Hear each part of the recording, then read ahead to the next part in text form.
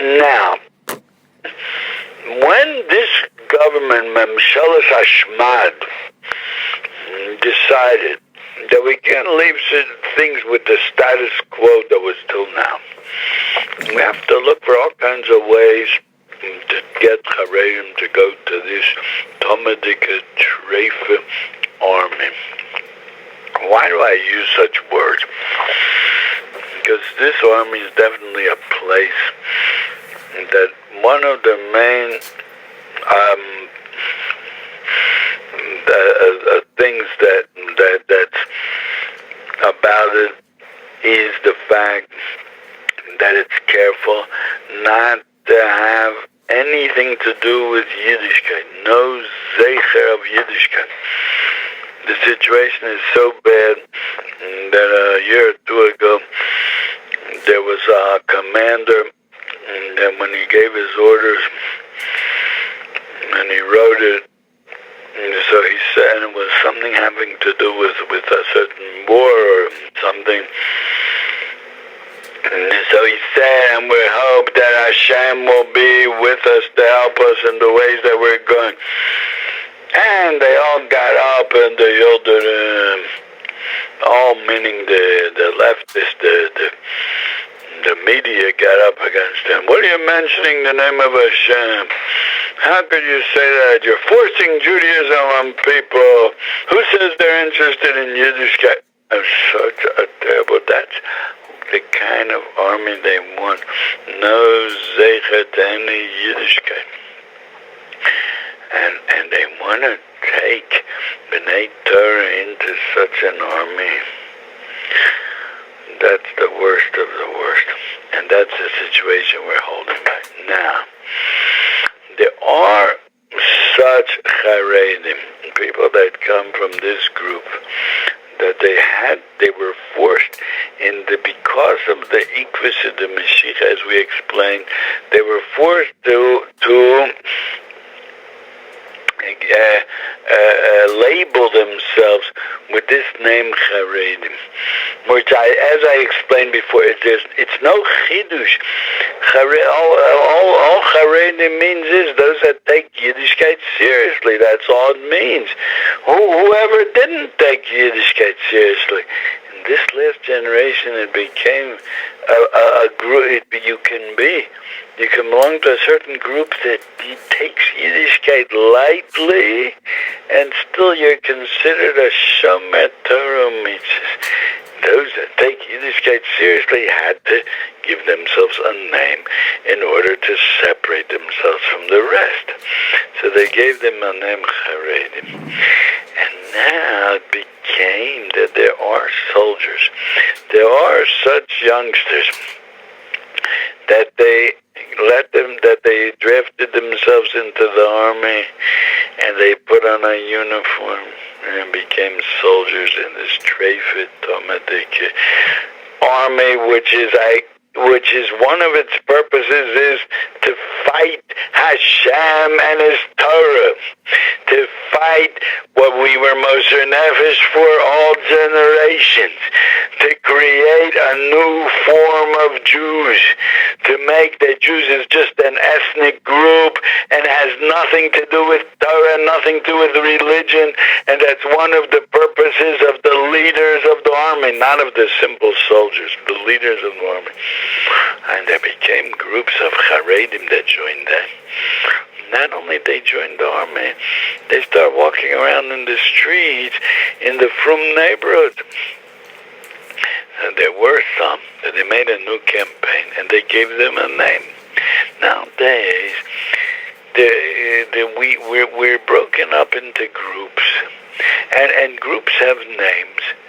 So the Frum world decided this group of such that they went soldiers, Frum soldiers that went into the army as a group, and they submitted themselves to the will of the forces that are fighting against Hashem and His Torah.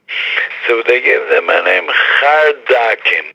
Chardak means a Haredi Kal. A Haredi, the word Haredi is used because it means they just belong to that group. They come to from that group. That's where their parents were. That's where they were when they were young. But they became Kal in the sense that they joined the army. And then these guys, they started walking around in the Frum neighborhood. So it became such a thing that people yelled at them. And they tried, and I don't know exact stories, but they tried to drive them out of our neighborhood. And I understand it, because going around with that uniform, it can have a bad influence on the young people, on children. That's only if you take Yiddishkeit seriously. So then you start thinking about what kind of influences that can have. If you don't take Yiddishkeit seriously. So then, okay, what's the difference? Who cares? What's the difference? And in order not to let them have such an influence that they have, so they gave them a name Chardak, Charedi Kal. And also, they started laughing at them and putting out signs with crazy pictures of them, in order that the influence should be weaker. Now I'm asking, what'll be if somebody does something that has a bad influence on others? Should he stop and think, is this right? Shouldn't I be careful?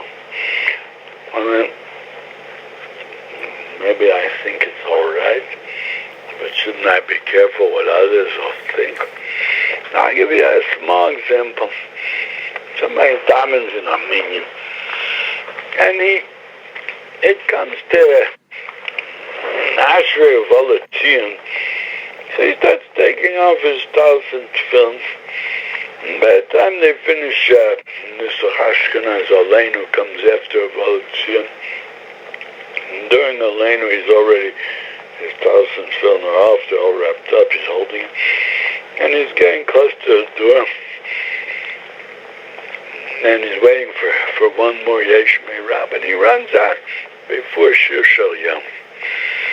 What does that teach others? What does that see that? What feeling does it put into them? Then davening is something to run away from. Davening is something that you just have to be yotze. As soon as it's finished, you just run out. Maybe it would. Rabbi Kaplan, can you speak a little louder, please? As soon as it's finished, you can run out. And those that see such a person standing by the door while the tzibur is saying Aleinu, or let's say in Nusach Sfarad they're saying Shir Shal Yom, and he is standing by the door with his dollars bag ready to run out, what impression does that make for those that see it? That they get the feeling that davening is something you have to get over with. And as soon as you can, I mean, as long as you said Birchos Kriyashma and Shemon Esrei and Chazaras Hashad, the rest is, we can run away from it. We'll just do the minimum that we can and run. Now, what's the difference if Al Pi Halacha, this is more important than that? But in the Siddur it says everything. So, and that's all parts of davening. So what are you running away? It makes a krirus. It brings an atmosphere of lightness, of coldness. That davening is not that important the way we might think it is. That's called Haredi Kal. And that's a small example. That's not even about things that are so chomer with, not even close to Yerg Val Yavar. But what'll be if somebody walks with a uniform in the shul, in the neighborhood, and youngsters see it and they respected a soldier. Wow, this is really somebody. He's strong. strong. He's sure of himself. He made it. Wow, that's something really to imitate, to be like. Maybe we should also go, someday I hope I'll go to them. And I'm not saying that consciously they think it. Nowadays, when you talk about something, how to do things, what to do, if you don't spell everything out exactly what's going to be, people could start arguing with you. Somebody start arguing with me and saying, nobody thinks that. Of course, I agree, you're right, nobody thinks that. But there's such a thing as impressions. What impression does it make when you see a frum soldier in the street? That it's not such a terrible thing to be part of that war against Hashem.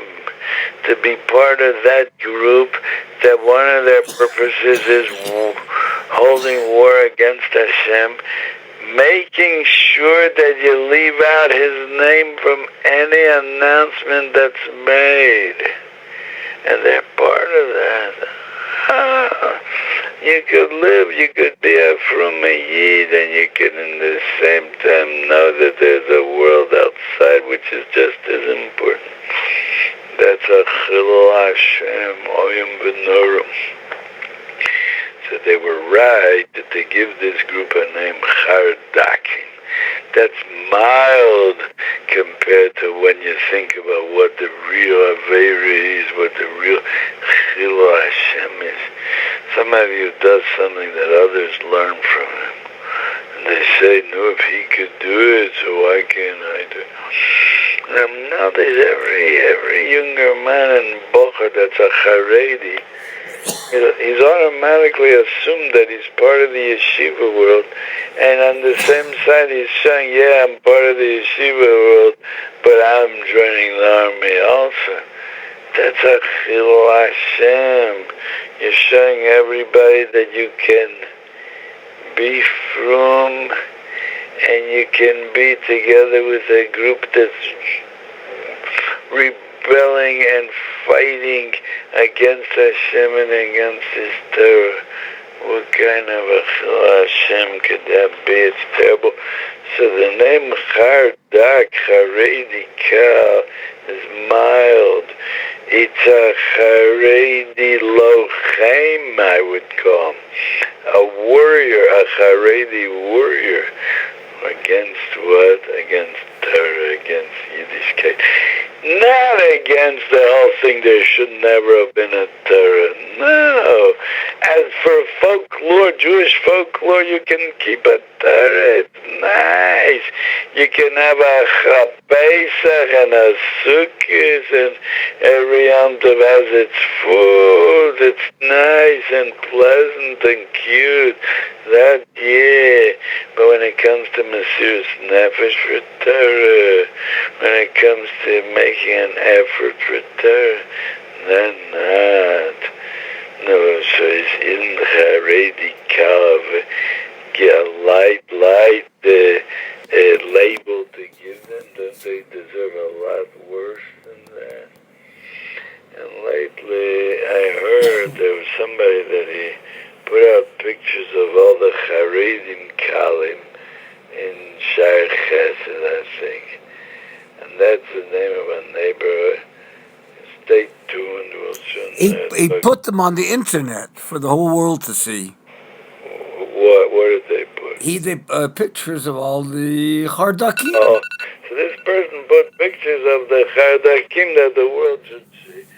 So they consider him Macy's incitement of against the army, against the government. So they put him in jail.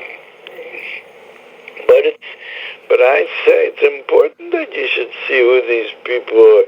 It's important to put these people in a separate category and throw them out. The chilul Hashem that they're making. Let me ask a question.